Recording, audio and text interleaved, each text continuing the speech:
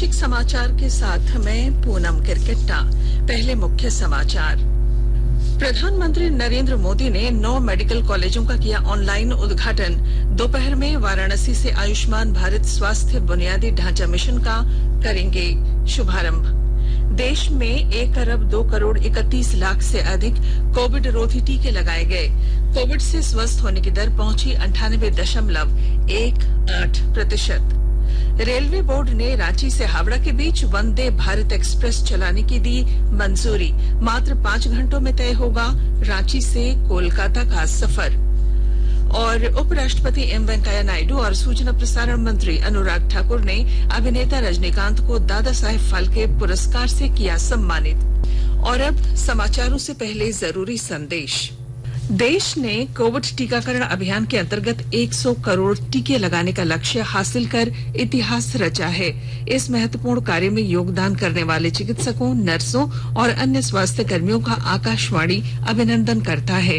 इसके साथ ही हम आपको सतर्क भी करना चाहते हैं कि कोविड अभी समाप्त नहीं हुआ है। आप सभी से हमारी अपील है कि यथाशीघ्र दोनों टीके लगवाएं और अन्य लोगों को भी टीके लगवाने के लिए प्रेरित करें। त्योहारों के समय कृपया इन 3 आसान उपायों का पालन अवश्य करें। मास्क पहने, 2 गज की सुरक्षित दूरी बनाए रखें, हाथ और चेहरा साफ रखें। प्रधानमंत्री नरेंद्र मोदी ने आज सिद्धार्थनगर से उत्तर प्रदेश के 9 मेडिकल कॉलेजों का ऑनलाइन उद्घाटन किया।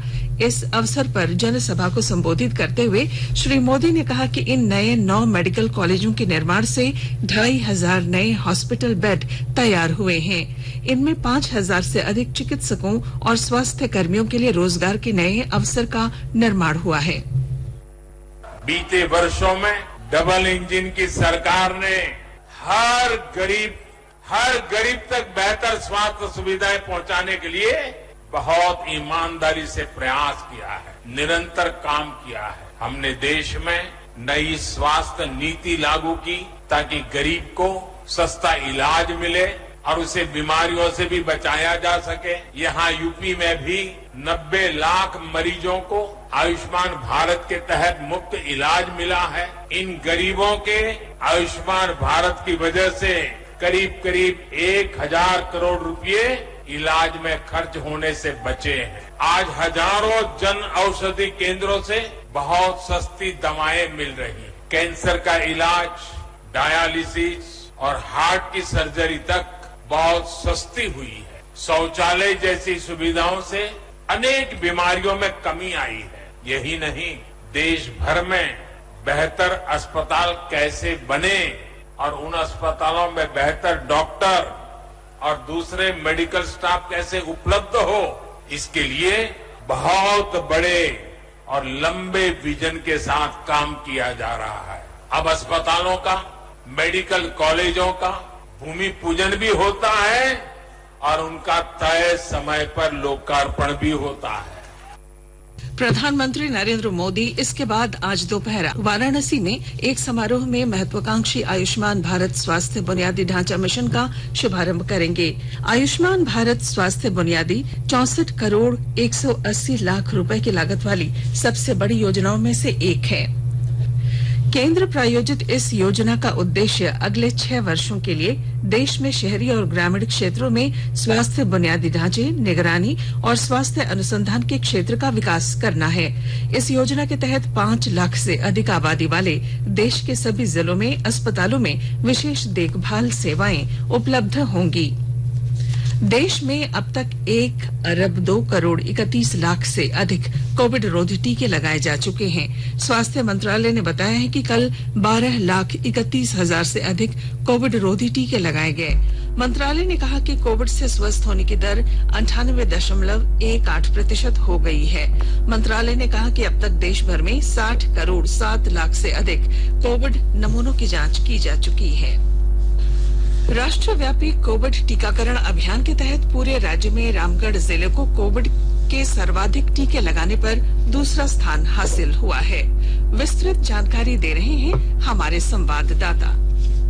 देश में 100 करोड़ वैक्सीनेशन होने के उपलक्ष्य पर रामगढ़ जिले में भारतीय जनता युवा मोर्चा के समर्थकों ने मानव श्रृंखला बनाकर एक तरफ देश के प्रधानमंत्री का आभार जताया तो दूसरी तरफ अन्य लोगों को भी वैक्सीनेशन के प्रति जागरूक किया। इस मानव श्रृंखला का मुख्य उद्देश्य वैसे लोगों को जागरूक करना था जो वैक्सीनेशन में किसी भी अन्य कारणों से छूट गए हैं। इस विषय पर भारतीय जनता युवा मोर्चा के जिला अध्यक्ष ने बताया कि हमारा प्रयास है कि जिले के अंतिम व्यक्ति तक टीका लगाया जा सके। रामगढ़ जिले में 16 जनवरी से शुरू हुए इस टीकाकरण अभियान में अब तक कोरोना टीके का पहला डोज तथा दूसरा डोज एक भारी संख्या में लोगों को दिया जा चुका है। इस टीकाकरण अभियान में अपने लक्ष्य को पूरा करते हुए बेहतर काम के लिए पूरे राज्य में रामगढ़ जिले को दूसरा स्थान प्राप्त हुआ है। कौशल किशोर तिवारी, आकाशवाणी समाचार, रामगढ़।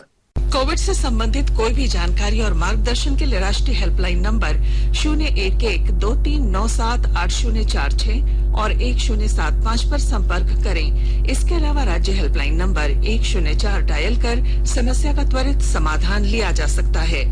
महिला और बाल विकास मंत्रालय की चाइल्ड हेल्पलाइन है 1098। वरिष्ठ नागरिकों के लिए हेल्पलाइन है 14567। मनोवैज्ञानिक सहायता के लिए निम्हांस का नंबर है 08046110007। आयुष कोविड परामर्श हेल्पलाइन नंबर है 14443 और 90131515।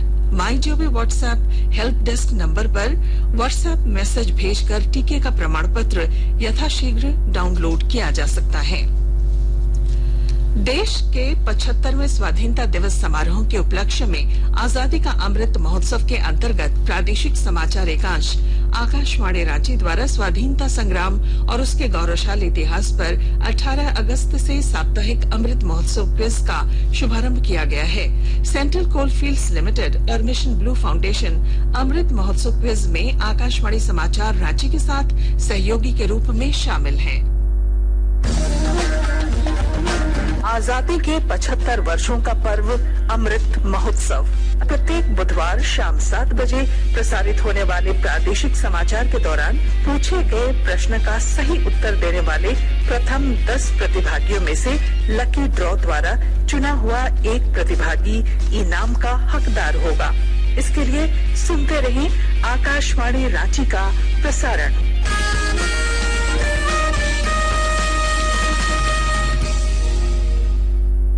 केंद्र आज सभी राज्यों और केंद्र शासित प्रदेशों के साथ खाद्य तेल की कीमतों पर स्टॉक सीमा निर्धारण आदेश पर की गई कार्रवाई की ऑनलाइन समीक्षा बैठक करेगा।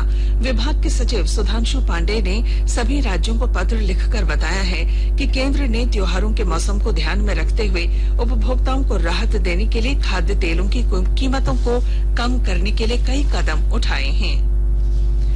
झारखंड पुलिस मुख्यालय की ओर से सभी जिलों के पुलिस अधीक्षकों को पत्र लिखकर निर्देश जारी किया गया है कि वे सुनिश्चित करें कि आम जनता कॉम्बैट ड्रेस का इस्तेमाल न करें। जारी निर्देश में कहा गया है कि सुरक्षा बलों द्वारा इस्तेमाल में लाई जाने वाली कॉम्बैट ड्रेस का उपयोग आम जनता कर रही है।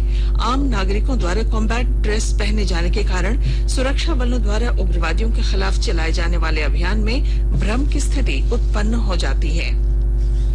लोक सेवा समिति की 30वीं वर्षगांठ पर सूर्य सिंह बेसरा को झारखंड रत्न से सम्मानित किया जाएगा। सम्मान समारोह का आयोजन नेशनल काउंसिल ऑफ इंडिया नई दिल्ली में किया जा रहा है। बेसरा को ये सम्मान संताली साहित्य और झारखंड राज्य के निर्माण में योगदान के लिए दिया जा रहा है। उल्लेखनीय है कि सूर्य सिंह बेसरा ने 2012 में विश्व कवि रविंद्रनाथ टैगोर द्वारा वर्ष 1913 में रचित नोबेल गीतांजलि का संताली में अनुवाद किया था। वर्ष 2015 में डॉक्टर हरिवंश राय बच्चन की पुस्तक मधुशाला का भी संताली भाषा में अनुवाद किया था। इसके लिए 2017 में उन्हें साहित्य अकादमी नई दिल्ली द्वारा पुरस्कार देकर सम्मानित किया गया था। आकाशवाणी के ताजा तरीन समाचारों के लिए आप हमारी वेबसाइट newsonair.com पर लॉग ऑन कर सकते हैं। ताजा समाचार Twitter handle @AIR News Alerts और Facebook page all India radio news पर भी उपलब्ध है।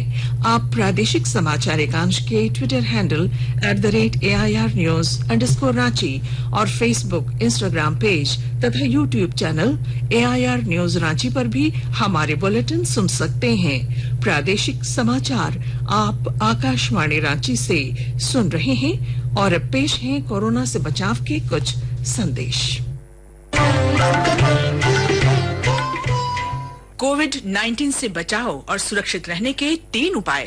मास्क लगाएं, 2 गज दूरी है जरूरी, सुरक्षित दूरी रखें, हाथ और मुंह साफ रखें।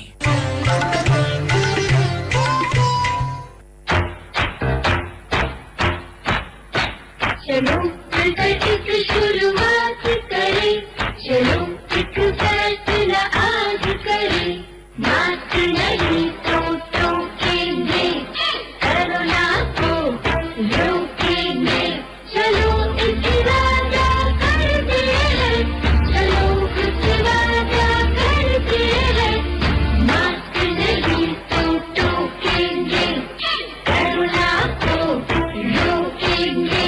भारत सरकार द्वारा जनहित में जारी। प्रादेशिक समाचार में आपका फिर स्वागत है। रेलवे बोर्ड ने रांची से हावड़ा के बीच वंदे भारत एक्सप्रेस चलाने की मंजूरी दे दी है। दक्षिण पूर्वी रेलवे ने वंदे भारत एक्सप्रेस के लिए समय सारणी भी जारी कर दी है।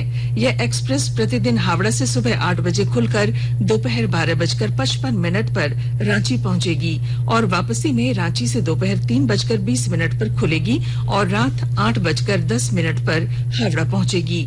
रांची से हावड़ा के बीच 403 किलोमीटर की दूरी यह ट्रेन मात्र 4 घंटे 55 मिनट पर पूरा करेगी। युवा कार्य और खेल मंत्री अनुराग ठाकुर ने कहा है कि स्वच्छ भारत अभियान के अंतर्गत अब तक देश भर से 75 लाख किलोग्राम कचरा उठाया गया था। 1 महीने का ये कार्यक्रम 1 अक्टूबर को शुरू किया गया था। नेहरू युवा केंद्र संगठन द्वारा चलाए गए इस कार्यक्रम का नेतृत्व युवाओं ने किया। इसके अंतर्गत देश के 744 जिलों के 6 लाख गांवों में कचरा मुक्त अभियान चलाया गया। श्री ठाकुर ने बताया कि 75 लाख किलोग्राम कचरा उठाने का लक्ष्य समय सीमा से पहले ही पूरा कर लिया गया। नेहरू युवा केंद्र संगठन ने अब स्वच्छ भारत सुरक्षित भारत अभियान के तहत देश भर से 1 करोड़ किलोग्राम कचरा हटाने का लक्ष्य निर्धारित किया है। इधर झारखंड में नेहरू युवा केंद्र संगठन के नेतृत्व में 2,47,000 किलोग्राम सिंगल यूज प्लास्टिक कचरे का संग्रहण किया गया। स्वच्छ भारत अभियान के तहत अक्टूबर महीने में नेहरू युवा केंद्र और राष्ट्रीय सेवा योजना NSS द्वारा पूरे राज्य में कचरा संग्रहण और साफ सफाई अभियान चलाया गया। इस संबंध में आज अरिमर्दन सिंह अपर महानिदेशक पत्र सूचना कार्यालय और विजय कुमार राज्य निदेशक नेहरू युवा केंद्र झारखंड ने स्वच्छ भारत अभियान के तहत किए गए कचरा संग्रहण की जानकारी दी। स्वस्थ भारत की परिकल्पना है कि स्वच्छ भारत होगा, व्यक्ति ही नहीं, उसका दिमाग ही नहीं, उसका शरीर ही नहीं, वो समाज और देश भी स्वस्थ होगा और हमारा बहुत सारा जो संसाधन स्वास्थ्य को बनाए रखने में जो नष्ट हो जाता है, उस संसाधन का उपयोग, पैसे का उपयोग और चीजों का उपयोग जो घरों में ट्रीटमेंट में चला जाता है, स्वास्थ्य बनाए रखने में चला जाता है, बीमारियों के इलाज में चला जाता है, उस चीज को बच्चों की शिक्षा में और बेहतर और परिवार बनाए रखने में, बेहतर विकास में परिवार के काम आएगा और तब असल में इस स्वच्छता का सही मूल्य हमें पता चलेगा। सिमडेगा में चल रही 11वीं राष्ट्रीय जूनियर महिला हॉकी प्रतियोगिता में झारखंड समेत 5 राज्यों की टीमें क्वार्टर फाइनल में प्रवेश कर चुकी हैं। अंतिम 8 के 3 स्थानों के लिए आज मैच खेला जाएगा। प्रतियोगिता में हरियाणा टीम की प्रीति और सीमा 9-9 गोल कर सर्वाधिक गोल करने वाली खिलाड़ियों में प्रथम पायदान पर हैं। और उपराष्ट्रपति एम वेंकैया नायडू ने आज अभिनेता रजनीकांत को भारतीय सिनेमा जगत में उल्लेखनीय योगदान के लिए दादा साहेब फाल्के पुरस्कार से सम्मानित किया। श्री नायडू ने 67वें राष्ट्रीय फिल्म पुरस्कारों के तहत प्रियदर्शन द्वारा निर्देशित मलयालम फिल्म मरक्कर अरबिका डालिंतेर सिंघम को सर्वश्रेष्ठ फीचर फिल्म का पुरस्कार दिया। संजय पूरन सिंह चौहान को हिंदी फिल्म 72 हूरें के लिए सर्वश्रेष्ठ निर्देशन का पुरस्कार मिला। सर्वश्रेष्ठ अभिनेता का पुरस्कार मनोज वाजपेयी को हिंदी फिल्म भोंसले और तमिल अभिनेता धनुष को फिल्म असुरन के लिए दिया गया। वहीं कंगना रनौत को मणिकर्णिका, क्वीन ऑफ झांसी और पंगा के लिए सर्वश्रेष्ठ अभिनेत्री के पुरस्कार से सम्मानित किया गया। तमिल फिल्म सुपर डीलक्स विजया सेतु को सर्वश्रेष्ठ सहायक अभिनेता और पल्लवी जोशी को हिंदी फिल्म ताशकंद फाइल्स के लिए सर्वश्रेष्ठ सहायक अभिनेत्री के पुरस्कार से नवाजा गया। और अब अंत में मुख्य समाचार एक बार फिर। प्रधानमंत्री नरेंद्र मोदी ने 9 मेडिकल कॉलेजों का किया ऑनलाइन उद्घाटन। दोपहर में वाराणसी से आयुष्मान भारत स्वास्थ्य बुनियादी ढांचा मिशन का करेंगे शुभारंभ। देश में 1 अरब 2 करोड़ 31 लाख से अधिक कोविड रोधी टीके लगाए गए। कोविड से स्वस्थ होने की दर पहुंची 98.18%। रेलवे बोर्ड ने रांची से हावड़ा के बीच वंदे भारत एक्सप्रेस चलाने की दी मंजूरी। मात्र 5 घंटों में तय होगा रांची से कोलकाता का सफर। और उपराष्ट्रपति एम वेंकैया नायडू और सूचना प्रसारण मंत्री अनुराग ठाकुर ने अभिनेता रजनीकांत को दादा साहेब फाल्के पुरस्कार से किया सम्मानित। और इसके साथ ही आकाशवाणी रांची से प्रादेशिक समाचार का ये बुलेटिन समाप्त हुआ। नमस्कार। घर में रहिए, सुरक्षित रहिए और सुनते रहिए आकाशवाणी।